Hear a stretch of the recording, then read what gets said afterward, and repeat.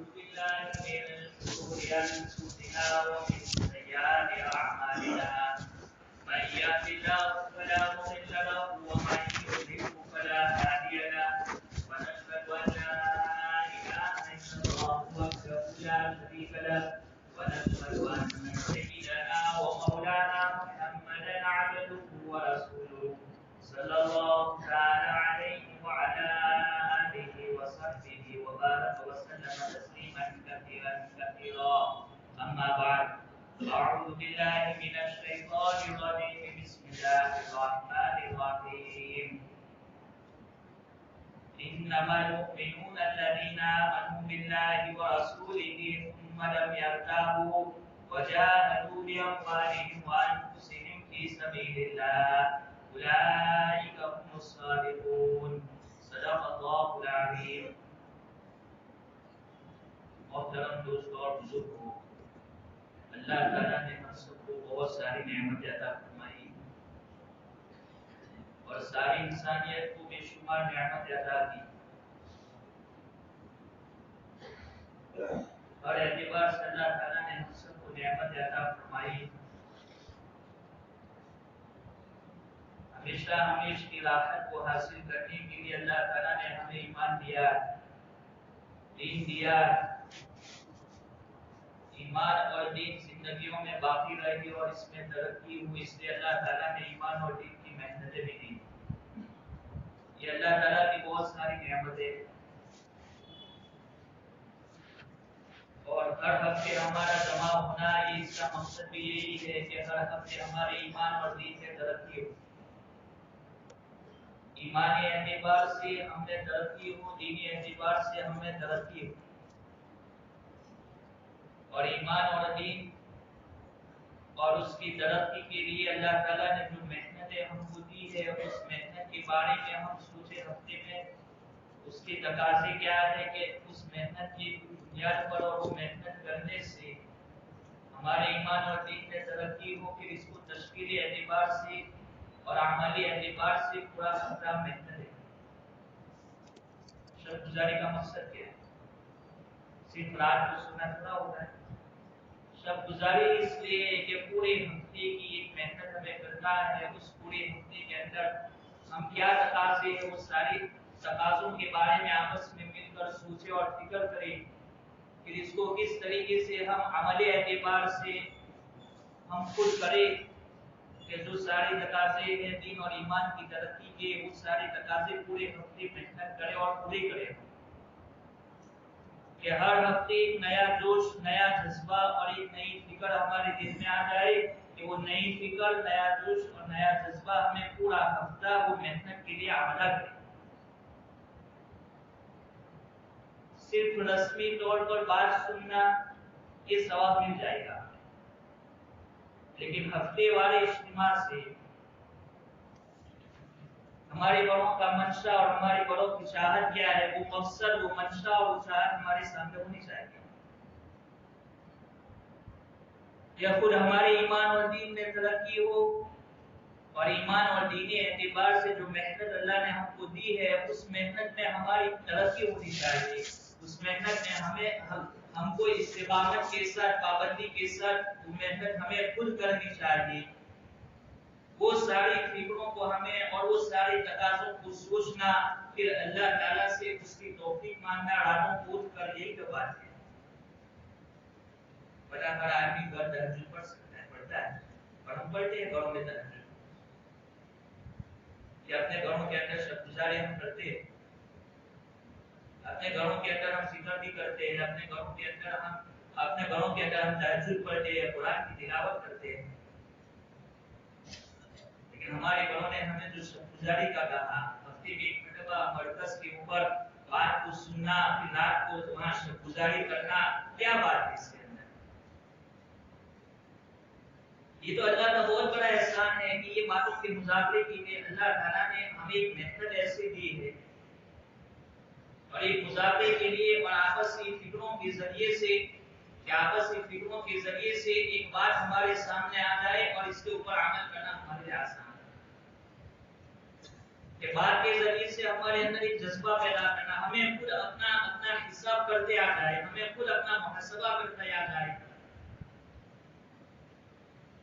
ہمارے ایمان کے بارے میں، ہمارے دین کے بارے میں، ہمارے آخرت کی فکر کے بارے میں، ہماری زندگی کے اندر سنت شریعت نبی علیہ الصلوۃ والسلام جو لے کر آئے ہیں، وہ سنت شریعت ہماری زندگی کے اندر کتنی فیصد ہے، اس کے بارے میں ہم سب کو محاسبہ کرنا چاہیے، اس کے لیے باتیں اور اس کے لیے فکر ہے۔ اس لیے ہمارے یہاں تو کوئی عنوان کی تحت کوئی لمبا بیان یا کوئی ایسی تقریر ہماری اس موقع میں نہیں ہے۔ ہم جماعتوں میں جا کے کیا بات کرتے ہیں؟ یہی سیدھی سادی بات کرتے ہیں، یہ ایمان کے اور دین کے، اور ایک آپس کے اندر ترغیب کے ساتھ، مثبت انداز کے ساتھ مذاہب کو بیان کرتے ہوئے ہم سب کو دین کے اوپر آنا اور اس کو اتنا بولنا کہ ایک ایک مسلمان اور ایک ایک انسان اس ایمان اور دین والی زندگی گزارے۔ یہ تو اللہ کا احسان ہے کہ اللہ تعالیٰ نے ہم کو ایمان دیا، اس لیے ہر انسان اپنی زندگی کے ایک ایک مرحلے میں اللہ کی رہبری کا محتاج ہے۔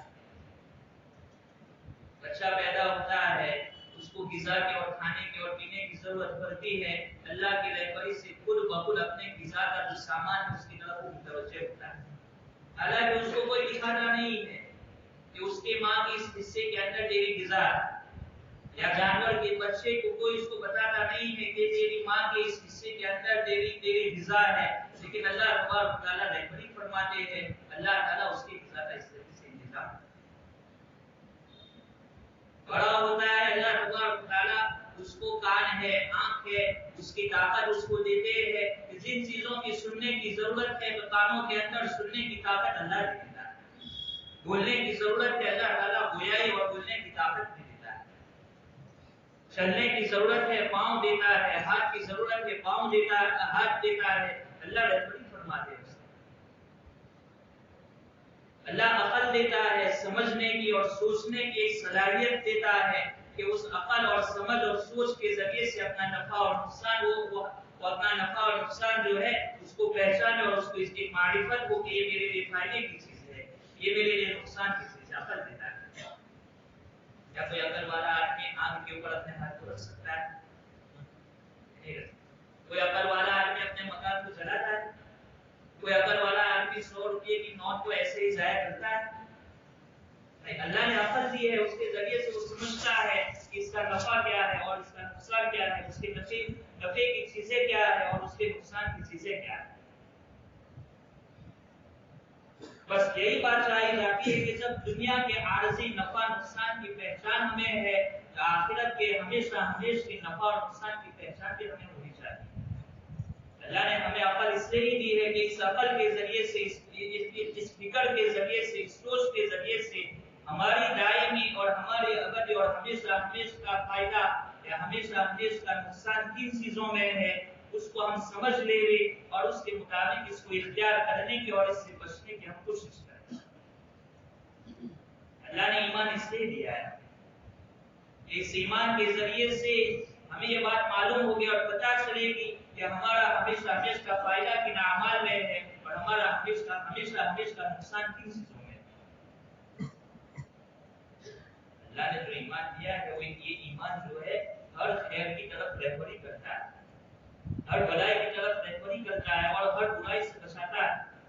شرط یہ ہے کہ ایمان جو ہے وہ ایسا ہونا چاہیے کہ جو مطلوب ہے،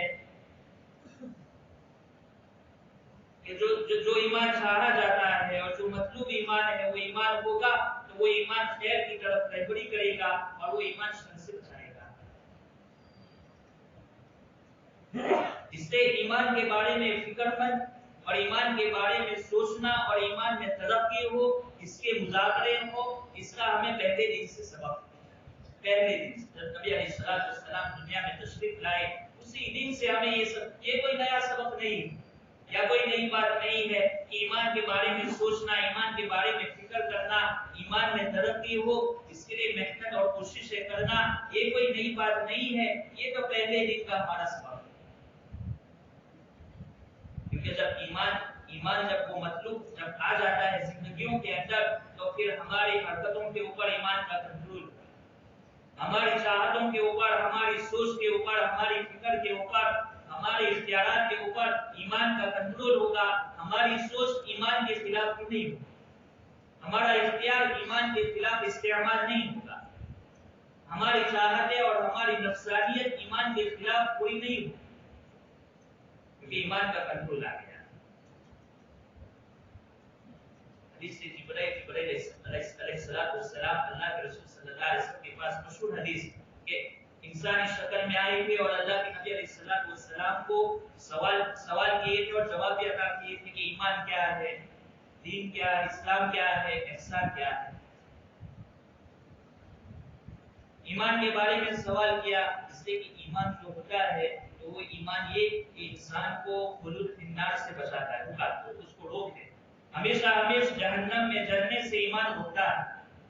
اور اسلام جو ہے، دین جو ہے، وہ انسان کو جہنم میں داخل ہونے سے روکتا ہے.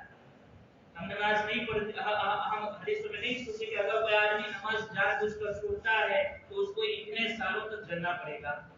فضائل کے حوالے سے حدیث ہے. اس کی صدر کیا ہے اور لوگ کیا سوچتے ہیں وہ الگ بات ہے، لیکن ہمارے سامنے یہ کتاب کا حوالہ ہے. تو وہ نماز کا ایک شعبہ چھوڑنے کے اوپر جہنم میں دخول کی بات ہے. تو اسلام جو ہے، دین جو ہے، وہ تو جہنم میں داخل ہونے سے روکتا ہے. ایمان جو ہے وہ جہنم میں ہمیشہ کے جانے سے روکتا ہے.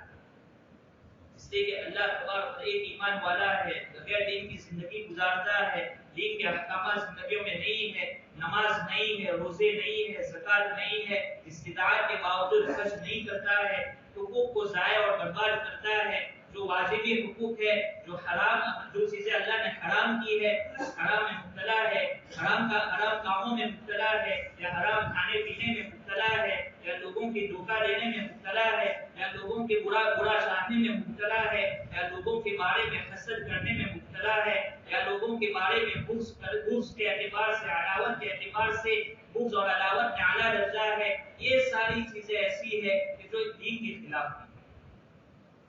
اگر کوئی آدمی اس میں مبتلا ہوتا ہے تو اس کے بارے میں نبی علیہ السلام نے فرمایا کہ ذرہ برابر جس کے دل میں کبر ہوگا وہ جنت میں داخل نہیں ہوگا، یعنی جنت میں جانے سے اس کو روکنا. جو آدمی حرام کا لقمہ کھائے گا اور اس کی نسل و نما حرام سے ہوگی تو وہ جنت میں نہیں جائے گا. اس کے لیے اولا اور بہتر یہ ہے کہ وہ جنت میں جائے. اب کوئی آدمی دین والی زندگی گزارتا ہے، حرام سے بچتا ہے، نماز چھوڑنے سے بچتا ہے، زکات ادا کرتا ہے، حج بھی کرتا ہے، جتنی بھی چیزیں اللہ نے حرام کی ہے وہ تمام چیزوں سے بچتا ہے، تو پھر اس کے لیے جنت میں داخلہ ہوگا. اگر دوسرا ہوگا تو پھر اللہ تعالیٰ اگر عادل ہے، انصاف کرنا چاہیں گے اور انصاف کریں گے تو پھر انصاف اور عدل کا تقاضا یہ ہے کہ اس گناہ کی وجہ سے اس کو جہنم میں جانا پڑے. تو اسلام اور دین جو ہے وہ تو انسان کو دخول جہنم سے روک، اس کے لیے رکاوٹ اور درجات چاہیے. اس کو اللہ کا قرب چاہیے، ہر وقت اللہ کی مدد چاہیے. اللہ تعالیٰ مدد کرے دنیا اور آخرت کے اندر، اللہ کی مدد شامل حال رہے تو اس کو صفت احسان کو پیدا کرنا چاہیے کہ ہر وقت اللہ کا قرب حاصل کرے، ترقی کرے. ایمان میں ترقی ہو، دین میں ترقی ہو، نماز میں ترقی ہو، دینداری کے اعتبار سے ترقی. اس سے صحابہ کرام رضی اللہ تعالیٰ عنہم اجمعین کی ایک خاص صفت یہ تھی کہ وہ اپنی دینی ترقی کے بارے میں ہر وقت سوچتے تھے اور اپنی دینی ترقی کے بارے میں ہر وقت محنتیں کرتے تھے. ان کی جتنی بھی محنتیں ہوتی تھی وہ ساری کی ساری محنتیں اپنی دینی ترقی کے اعتبار سے ہوتی تھی. وہ دنیا کے کام کاج کرتے تھے، لیکن ان کا دنیا کا کام کاج کرنا صرف اس لیے نہیں تھا کہ وہ دنیا ہے، دنیا کا کام کاج کرنا اس لیے تھا کہ اس میں بھی وہ اپنے دینی ترقی کو طلب کرتے تھے. اس کے ذریعے سے بھی اپنی دینداری میں کیسے ترقی ہو وہ اس کے بارے میں. اور ان کا ایک خاص معیار اور خاص صفت یہی کہ وہ دینی اعتبار سے آگے بڑھنے کی محنتیں اور دینداری کے اعتبار سے آگے بڑھنے کی کوششیں کرتے ہیں. یعنی وہ دینی اعتبار سے قناعت پسند نہیں تھے کہ دینی اعتبار سے وہ قناعت کر لیتے کہ ہم 5 وقت کی نماز پڑھتے ہیں یا تو صرف چلا لگا دیتے ہیں یا تو ایسا کرتے ہیں. ایسی کی قناعت پسند کی زندگی دینی اعتبار سے، ہاں دنیا کے اعتبار سے کہ جو ہوتا تھا اس کے اوپر وہ قناعت کر لیتے، زیادہ ہے تو زیادہ پر قناعت، کم ہے تو کم پر قناعت، کچھ نہیں ہے تو کچھ نہیں ہے اس کے اوپر قناعت۔ لیکن دینی اعتبار سے کوئی آدھا لاتا ہے تو کوئی کوشش کرتا ہے کہ پورا لے جائے، کہ کوئی اللہ کے دین کے لیے آدھی پونجی لگاتا ہے تو کوئی کوشش یہ کرتا ہے کہ ہم پوری پونجی لگا دیں۔ کسی کے پاس کچھ نہیں ہے، صرف ہاتھ پاؤں ہے، تو ہاتھ پاؤں والا جس کے پاس کوئی روپیہ نہیں، کوئی درہم نہیں یا کوئی دینار نہیں، وہ یہ کوشش کرتا ہے کہ محنت اور مزدوری کرے، اور محنت اور مزدوری کر کے وہ دین اعتبار سے ترقی کرے، کہ وہ حمالی کرے، وہ کولی بنے، اور کولی اور حمال بن کر وہ لوگوں کے سامان کو اپنے سر کے اوپر لے جائے، اور وہ صرف اس لیے اس سے دو چار پیسے جو ملیں گے اس اعتبار سے ہم دینی اعتبار سے ترقی کریں۔ یہ صحابہ کی زندگی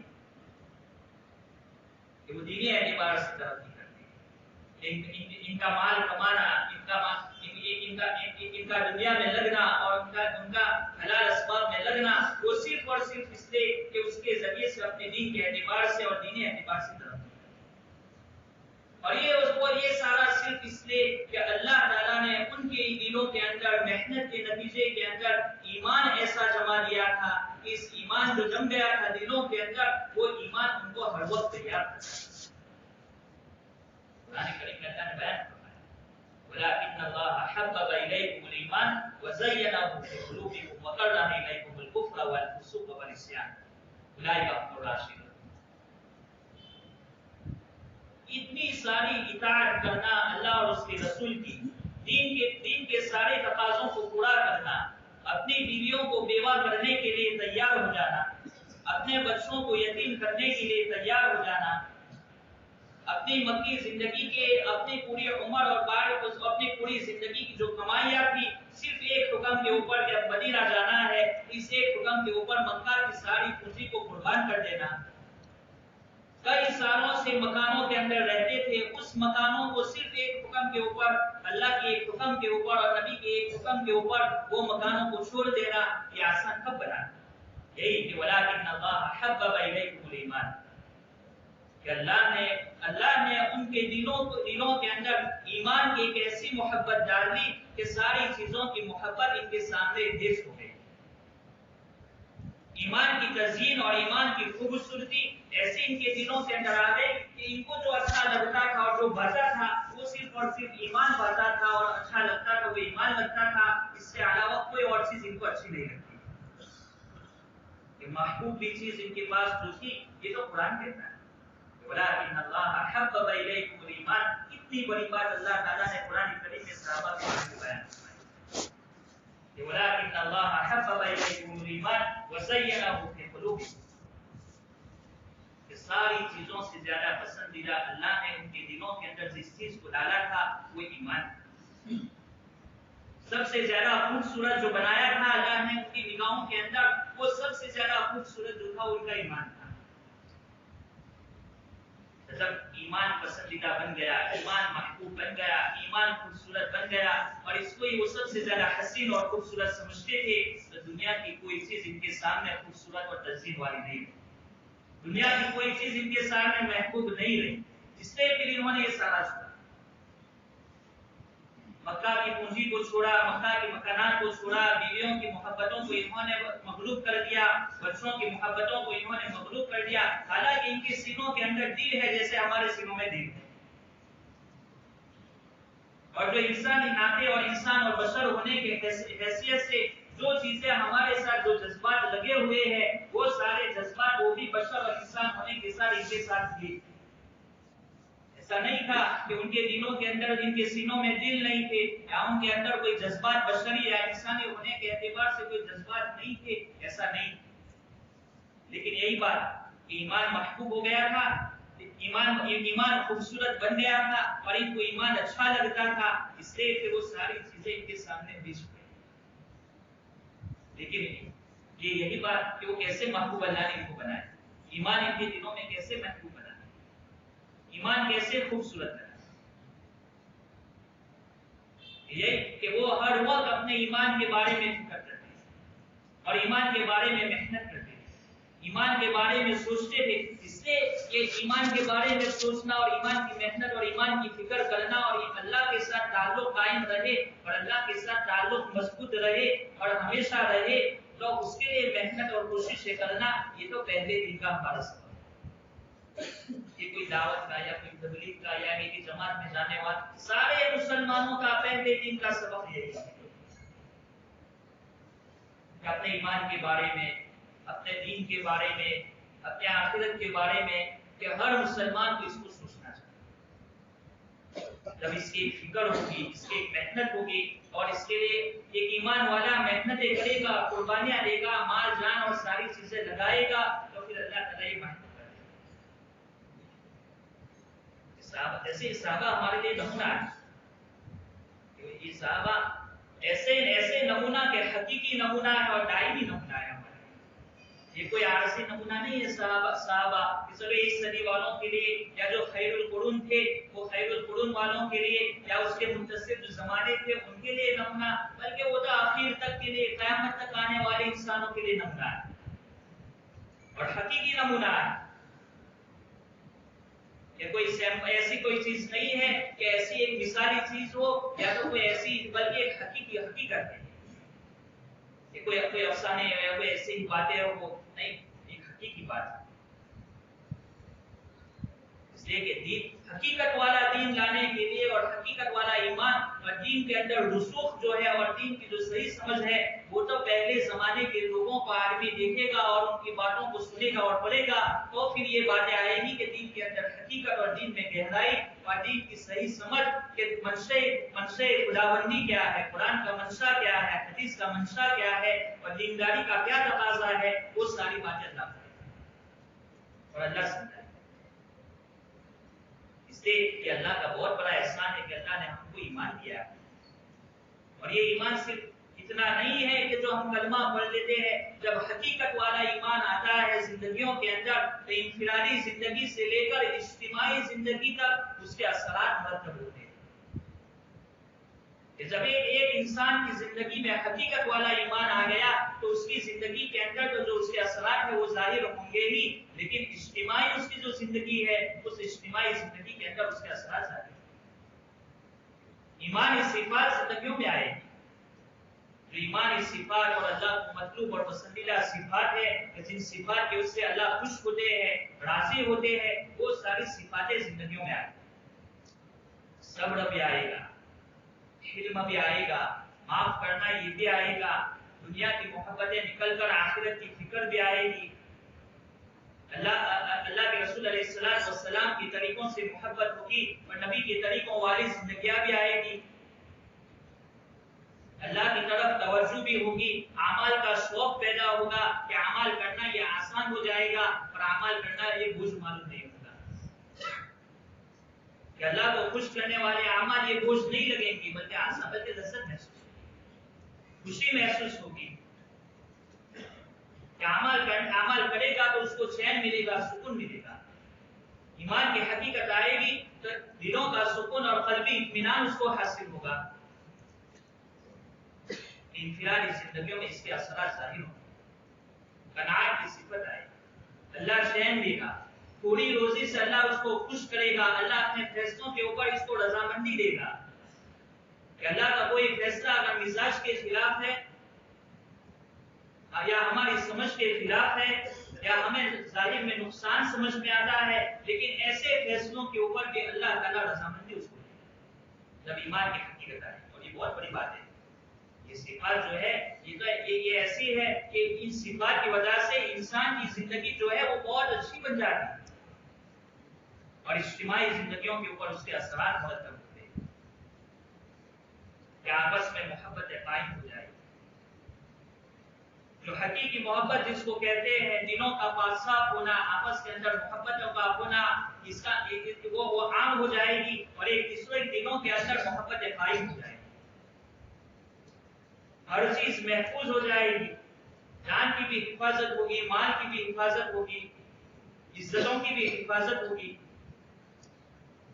یہ ساری چیزیں محفوظ ہو جائے گی. ایک عمومی خوف ہوتا ہے تو عمومی خوف بھی اللہ تعالیٰ نکال دیں گے. ایمان کے اثرات جب مرتب ہوں گے عالم کے اندر تو پھر اللہ تبارک و تعالیٰ عمومی خوفوں کو نکال لیں گے اور امن قائم کر دیں گے. آدمی کی جان مال اور اس کی عزتیں محفوظ ہو جائے. اللہ تعالیٰ اس کے لیے روزیوں کے اسباب کو آسان کر دیں گے. روزیوں کے اسباب تلاش کرنے کے لیے محنتیں اور بہت زیادہ اللہ نہیں تھکائے گا کہ آسانی کے ساتھ روزی کے اسباب اس کے سامنے آتے چلے جائیں. یہ ایمانی زندگی کے جب ایمان جب دلوں کے اندر راسخ ہوتا ہے اور مضبوط ہوتا ہے تو یہ ساری باتیں اللہ تعالیٰ اس کا اجتماعی زندگی میں انفرادی زندگی اور یہ ساری باتیں صحابہ کی زندگیوں سے ملتی ہیں کہ اللہ نے پہلے زمانے کے لوگوں کے ساتھ ایسا کیا کہ ان کے دلوں کے اندر جب ایمان راسخ ہوا اور ایمان مضبوط ہوا تو ان کی انفرادی زندگی بھی آپ دیکھ لیں اور ان کی اجتماعی جو زندگی تھی وہ بھی آپ دیکھ لیں کہ اجتماعی زندگی کیا آسان ہوئی. اس لیے ہمارے بڑوں نے ایسا نہیں کہا ہے کہ یہ ایمان کی ایک محنت یا ایمان کے بارے میں مذاکرہ کرنا یہ تو سارا پہلے سے. اور ہمارا یہ ہفتہ واری جو اجتماع ہوتا ہے اس اجتماع صرف اس لیے نہیں ہوتا ہے کہ ہم صرف بات سن لیں یا کوئی بہت اچھی بات لگے اس کا اختیار کرے یا کوئی ایسے اس کا تبصرہ کر لے. یہ بات صرف نہیں ہے. یہ تو ایک حقیقت ایک ایسے ہمارے اندر ہر ہفتے ایک نیا جذبہ پیدا کرنے کہ ہم ایمانی اعتبار سے دینی اعتبار سے ایمان اور دین کی سلامتی کے لیے اللہ نے جو محنتیں ہمیں دی ہے اس محنتوں کے بارے میں سوچے اور اس محنتوں کے بارے میں ہم فکر کریں اور اس کے جو تقاضے ہیں پورا ہفتہ محنتیں کر کے وہ تقاضے پورا کرے. اس لیے یہ سارے اللہ تعالیٰ نے ہم کو دیا ہے. اس سے یہ بھی اللہ کی بہت بڑی نعمت ہے ہمارے پاس. اس نعمت کا جو شکر ہے وہ ہمیں ادا کرنا چاہیے اور اس کے جو تقاضے ہیں اس کو ہمیں پورا کرنا چاہیے. یہ محنت جو ہے اس کے تقاضے ہم سے پورے ہوں تو اللہ نے یہ ایمان جب یہ ایمان آئے گا تو آدمی جو ہے اور ایمان والا جو ہے وہ خلود فی النار سے بچ جائے گا. ہمیشہ ہمیشہ جہنم میں جلنے سے بچ جائے گا. جب یہ حقیقت والا ایمان آئے گا تو پھر اس کے اوپر پورا دین اس کی زندگیوں میں آئے گا اور پورے دین کے اوپر چلنا آسان ہو جائے گا. عبادات بھی صحیح ہو جائے گی, معاملات بھی صحیح ہو جائیں گے, اخلاق بھی صحیح ہو جائیں گے, اس کی معاشرت جو ہے وہ بھی صحیح ہو جائے گی. پھر اس کی انفرادی زندگی سے لے کر اس کے ایک اجتماعی اور مشترکہ جو زندگیاں ہے یہ اجتماعی زندگی کے اندر یہ ساری دینداری کیسے وجود میں آ جائے اس کی ایک فکر بھی آ جائے. اس لیے کہ ہر آدمی اپنی ذاتی زندگی گزارنے کے لیے صرف دنیا میں نہیں آیا ہے. اس امت کا یہ امت ہے کہ اس امت کا جو منشا جو ہے یا اس امت کا جو مقصد ہے وہ صرف یہ نہیں ہے کہ ہر آدمی اپنی ذاتی اعتبار سے صرف زندگی گزار لے اور مر جائے اور بات پوری ہو جائے. یہ بات نہیں ہے. قرآن کریم میں اللہ نے بیان فرمایا کہ خود کو بھی رزق سے بچنا ہے اور اپنے گھر والوں کو بھی بچانا ہے. صرف میری ذاتی زندگی اتنا وہاں تک محدود نہیں بلکہ ساتھ ساتھ مجھے اپنے گھر والوں کے بارے میں فکر کرنی ہے. میری نماز کے ساتھ میرے گھر والوں کی نماز کی فکر, میرے ایمان کے ساتھ میرے گھر والوں کے ایمان کی فکر. اس لیے اپنے گھروں کے اعتبار سے بھی ہمیں اپنے گھر والوں کے اعتبار سے بھی اپنے ایمان کے بارے میں اور ایمان کی حقیقتوں کے بارے میں اور ایمان کی قیمت کے بارے میں اس کو بولنا چاہیے. ہم نماز کے بارے میں بولتے ہیں, اگر نماز کوئی چھوڑتا ہے اس کے بارے میں تنبیہ کرتے ہیں, کوئی قرآن چھوڑتا ہے اس کے بارے میں تنبیہ کرتے ہیں, لیکن ہمیں اپنے گھر والوں کے ایمان اور اللہ کے ساتھ تعلق اور ایمان کی کیا قیمت ہے اس کے بارے میں بھی جانچنا چاہیے.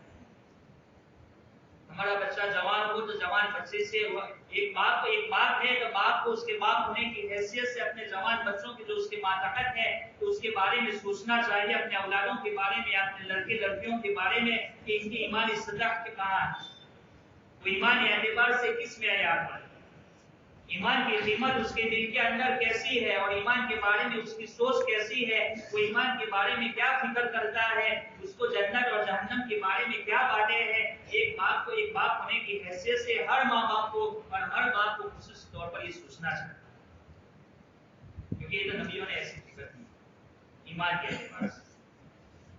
ہم بارہا سنتے ہیں یعقوب علیہ السلام نے اپنے اولادوں کو جمع کر کے ایمان کے بارے میں فکر کی. یعقوب علیہ السلام نماز کے بارے میں قرآن میں نماز کے بارے میں ذکر نہیں کیا یا دین کے کوئی اور جز یا اور شعبے کے بارے میں کہ جب ایمان ہوگا تو یہ ساری باتیں خود بخود آ جائیں گی. اور وہ بھی یعقوب علیہ السلام نبی ہے کہ جلیل القدر نبی ہے، تو نبی ہونے کے باوجود اور ان کے اولاد نبی کے اولاد کے اعلیٰ ہوتی ہے تو وہ اپنے اولادوں کے بارے میں فکر کرتے ہیں، نفس ایمان کے بارے میں سوال کرتے ہیں. نبی ہونے کے باوجود اور وہ بھی جلیل القدر نبی، ان کے باپ دادا نبی ہے، ان کے اولاد نبی ہے، اس کے باوجود وہ پوچھتے ہیں اپنے اور میں مولوی صاحب ہوں تو اس کا مطلب یہ نہیں ہے کہ میں مولوی صاحب ہوں تو مجھے اپنے بچوں کے بارے میں اس کی فکر نہ کرنی چاہیے.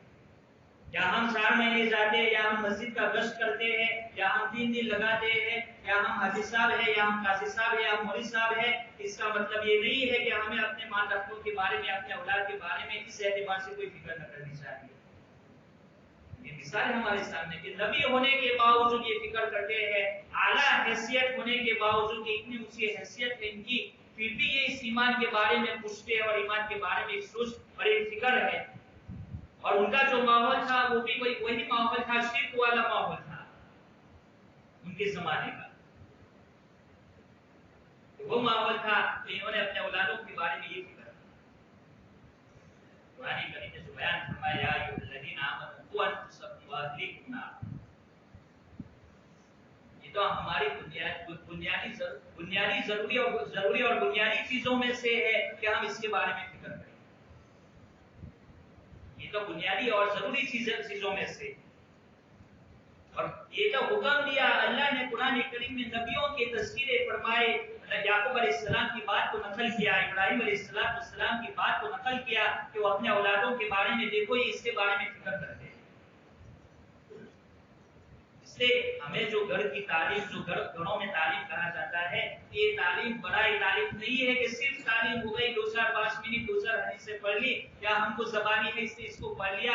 یہ تعلیم کے ذریعے سے، تعلیم کے اسٹیج پر سے یہ ساری ایمان کی فکر اور ایمان کی حقیقت اور آخرت اور پورے دین کو دین چاہا جاتا ہے کہ پورا دین مطلوب ہے. اس سے تو کہ تعلیم تو ایک بہانہ ہے کہ اس کے ذریعے سے ایک دینی فضا قائم ہوگی، دین پر چلنے کے لیے دل نرم ہوں گے. لیکن دین کس کو کہیں گے، ایمان کس کو کہیں گے، ایمان کی قیمت کیا ہے، آخرت کیا ہے، دنیا کی محبتیں کیسے دلوں میں سے نکالنے کا، ہم اپنے اولادوں کو یا اپنی بیویوں کو یا اپنی مستورات کو کہ دنیا کی چیزوں کی محبتیں کیسے دلوں میں سے نکالنے کے اور اعمال کا شوق کیسے پیدا کرنے کا، اس اسٹیج پر سے یہ ساری باتیں ہمیں سمجھنا ہے. گھروں کی تعلیم، ہمارے گھروں نے ایسا نہیں کہا ہے کہ صرف گھروں میں تعلیم ہو گئی بات پوری ہو گئی. اس سے تو یہ ساری باتیں مطلوب ہے کہ ایک اچھا اور ایک دین والا معاشرہ قائم ہو جائے. اس لیے کہ معاشرہ بنتا ہے تو اس لیے گھروں سے وجود میں آتا ہے.